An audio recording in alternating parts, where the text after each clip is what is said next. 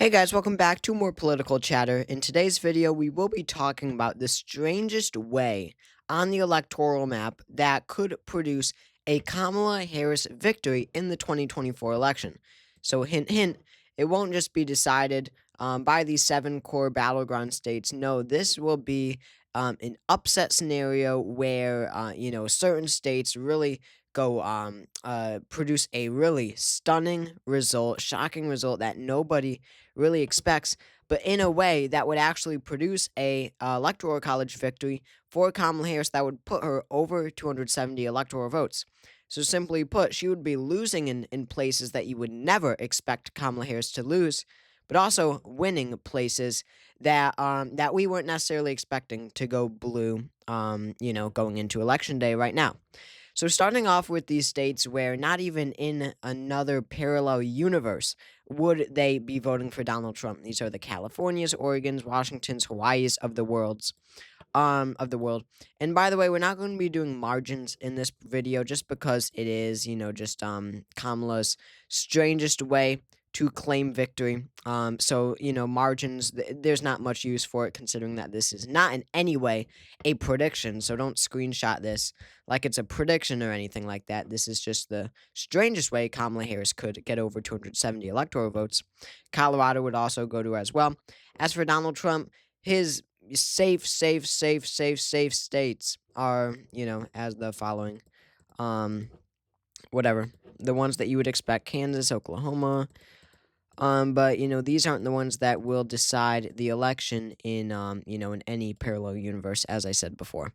So, after safe states, Kamala Harris at the advantage, as she always is, at 191 electoral votes, Trump at 122.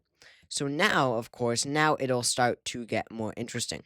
Now, even in this very strange case, these relatively Democratic states are going to stay with Kamala Harris. That is most of them.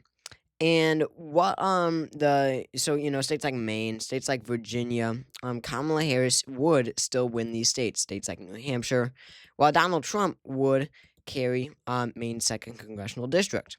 So now, and Nebraska's second goes blue, and Alaska goes red.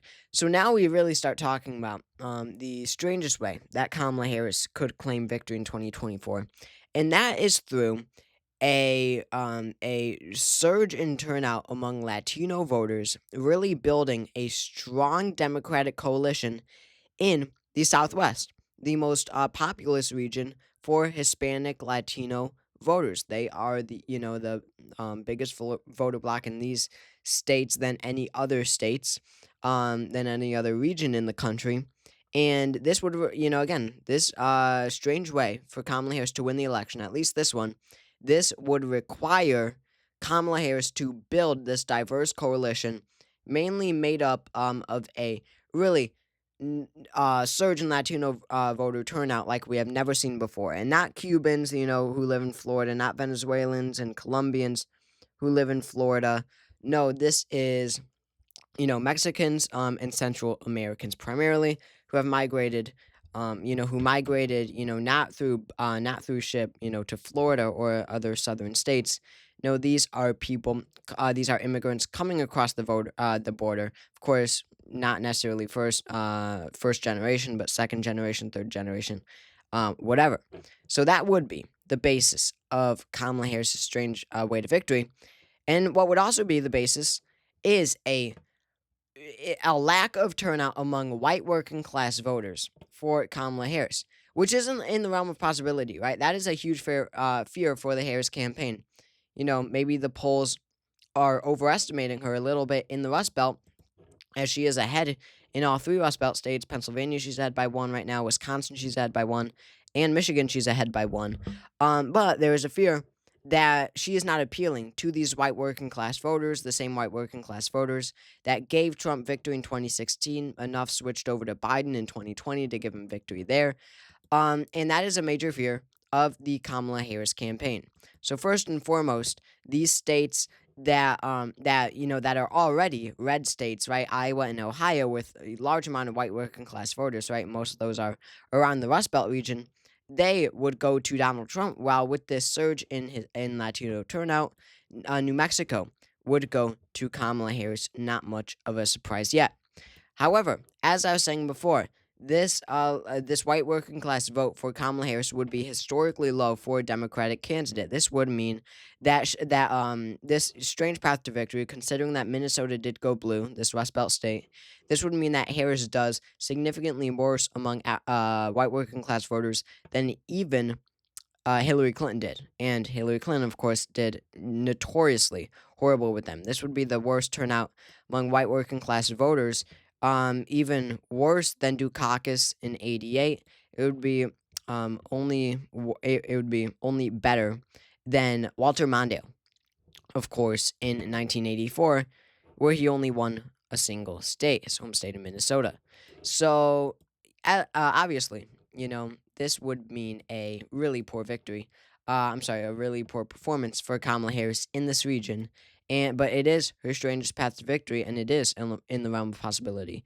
So that'd mean that Pennsylvania, Michigan, and Wisconsin, three states that Donald Trump won in the 2016 election, that would mean that all three go red, as well as Minnesota.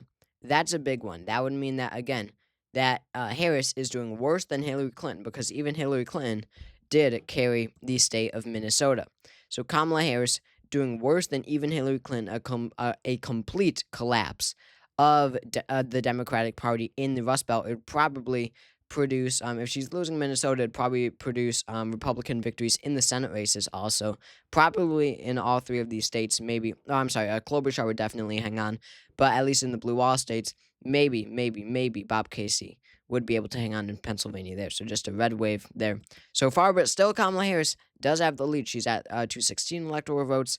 Trump is at 213, even with this sweep of these Rust Belt states minus Illinois. So now we will move on.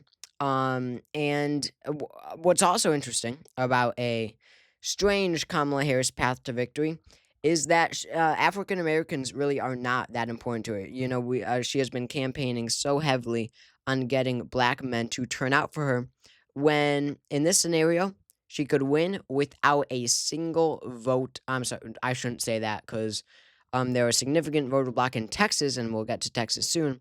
But she doesn't need to do that well with them, especially um, in the eastern states, the southeastern states, where they are prominent voter blocks, of course, African Americans as a whole, in North Carolina and Georgia, two critical swing states, as well as Florida, right? They're also important in the state of Florida. So Harris could see really depressed turnout among African Americans, and all three of these states could very well go to Donald Trump. He's probably favored as of now to win all three. I think that all three will, in fact, go to him. But what do you notice? He's only at 265 somehow, even with the blue wall, even with Minnesota, even with the southeastern swing states. He's only at 265 because he is missing Texas. So as I was saying before, surge in Latino turnout for Kamala Harris. She builds this coalition, and this is insane. When I was doing this map beforehand, I couldn't even believe it. I couldn't even believe how important Texas is, and I can't stress it enough when it comes to how presidential Democrats run in future elections. If they get Texas, then it's game over. As you can see, Nevada goes blue, Arizona goes blue, Texas goes blue. Harris wins the election without a single Rust Belt swing state or Southern Deep South swing state as well. She loses Minnesota, she loses Wisconsin, she loses Michigan, she loses Pennsylvania, she loses North Carolina, she loses Georgia, she loses Florida. 30 electoral votes, that's huge, but it doesn't matter because she does carry the Southwest. So as I was saying, obviously 20 days left. It's not enough for Kamala Harris to change her strategy and start going all in on Texas, trying to win Texas to guarantee victory. Obviously, that's not going to happen. But what I am saying is that it wouldn't be too bad of an idea, at least in future elections when Texas is even more blue than it is now. It was somewhat close in 2020. Trump won it by only 5.6. It's a rapidly trending left state. This is definitely on the board, Texas, for future elections, just because of how all important it is. The second most electoral votes of any state, 40, only second to California. If she wins Texas, Harris wins the election. So as I said, this is the strangest way Kamala Harris could win the 2024 election. She loses the vast majority of swing states, but pulls out a very narrow victory in Texas, that's 40 electoral votes, plus the 17 combined from Nevada and Arizona, 57 electoral votes from swing states combined. Even though that's far less than all the others that go to Trump, Harris is already at the advantage after the safe states given to her.